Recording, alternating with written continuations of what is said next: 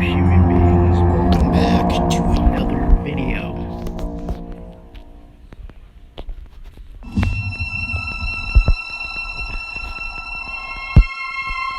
And I'm here to discuss why it's so easy to draw comparisons between Five Nights at Freddy's and Bendy and the Ink Machine.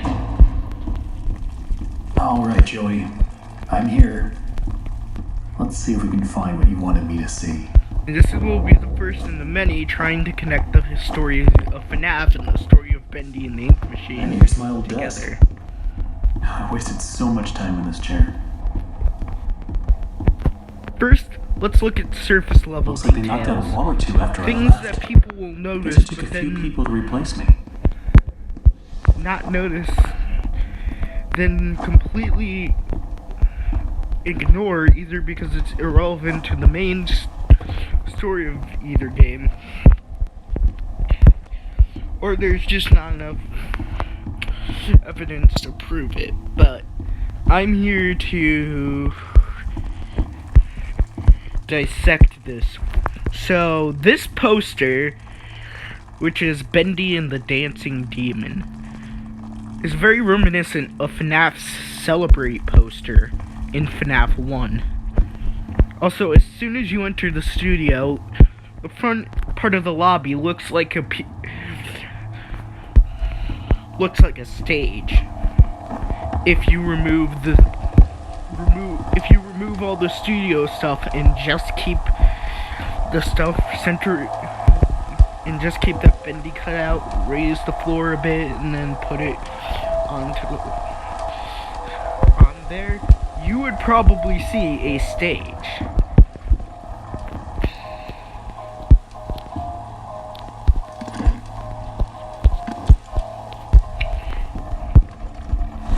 Also, Joey Drew Studios and Fazbear Entertainment are very similar sounding companies, doing very similar work. Children entertainment. It would make sense that each one of them would probably draw inspiration. Heck, maybe the Waygetter Electronics was inspired by both Freddy Fazbear Entertainment and Joey Drew Studios. Who knows? Could be the case. I want to move on to a little bit of more details that I've noticed over the years. Is that a lot of the hallways seem to be very reminiscent of the many hallways in FNAF 2. And how there are a lot of doors that lock, which are very reminiscent to the FNAF cameras not showing certain rooms in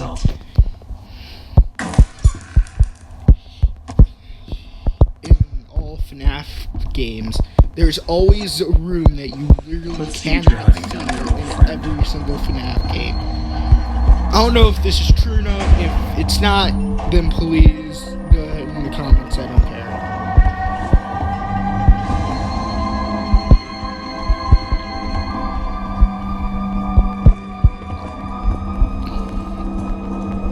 Now, we need something more than... This is very reminiscent of FNAF, so I'm just going to point out the last thing absolutely immediately. When you stand on the chairs, it feels like you're in a FNAF game. When you look back and forth and just sit there. But of course, the main objective of the game is to move around in the studio and find out what's going on. Joey, what were you doing? Also, you could see many work benches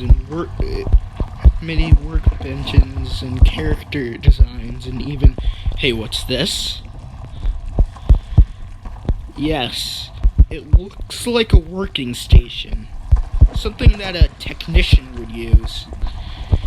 Hey, maybe the company Gent is responsible for the animatronics in FNAF. Who knows? Alright, how do I get this to work? All we know is that Bendy and the Ink Machine is definitely first in the timeline for this event. Who put this here? And all I could say for certain is maybe we have to wait to find out if this is ever going to be revealed. Now, Joey Drew is a man of ideas, but only ideas. He only has ideas to go off of, but never knows how to implement them well. Much like how William Afton always has this dream of stuffing children into animatronic suits and then forcing them to forcing them to entertain other kids, but never does this successfully. Is the animatronics either end up burned or simply scrapped for parts for other animatronics.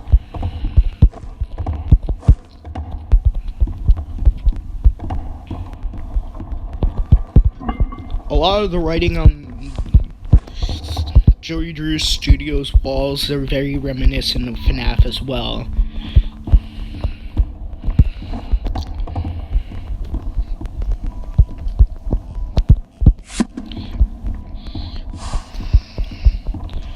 And the character of Joey Drew is plastered on everywhere. Anywhere you go in the game, it's going to reference Joey Drew at some point.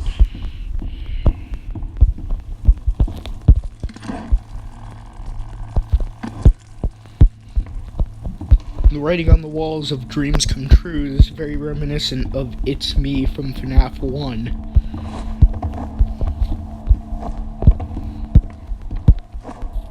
Of course, I can make many other FNAF comparisons, but I think that'll do it for this video.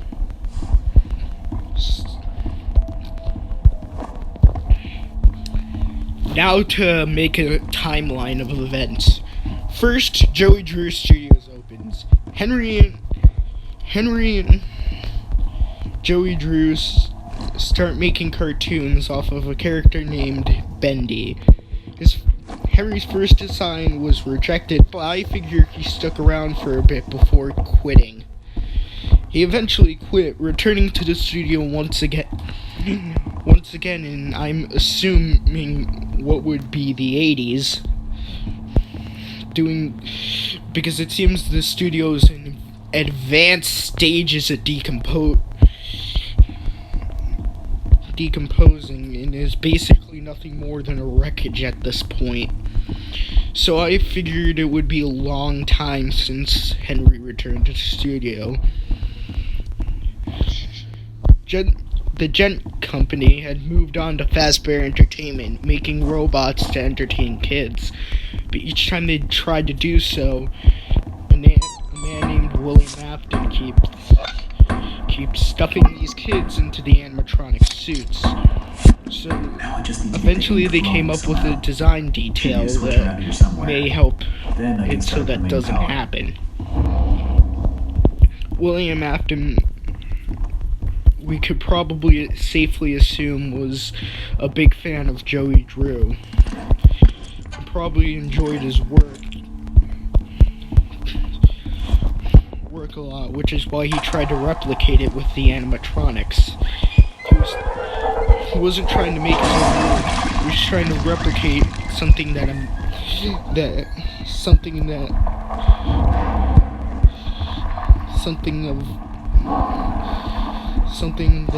he looked up to did. Of course, that backfired plenty of times, as we see throughout the FNAF series. But back to Ben. Henry's been missing for years and is trapped in Joey Drew's studios for loin. What the heck is this? In other words, for a long time. As he's in a continuous time loop and can't escape. So people just assume he died. However, Henry did do previous work with Fazbear Entertainment, though not for long. He let another Henry, which would probably be Henry's son, take over the work that he was doing. But after hearing that his son got killed,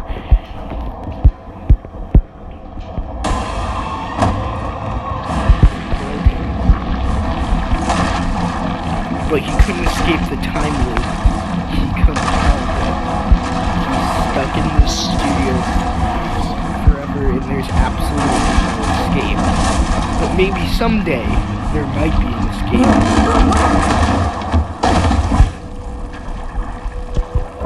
That's where the new FNAF game comes in. I know this video is probably not going to be there's probably going to be nobody watching this, but if Scott Coffin watches this, please make the main character Henry Stein so I can have a tiny bit of joy. Like, come on, you've been teasing us for months, and it's been so easily put together, the connections between Bendy and the Ink Machine in Five Nights at Freddy's. Just finally reveal that they are connected, and we can finally move on with our lives.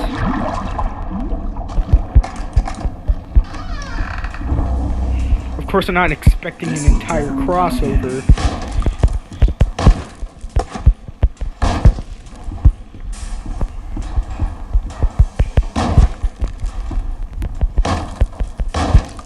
But at least some confirmation would do.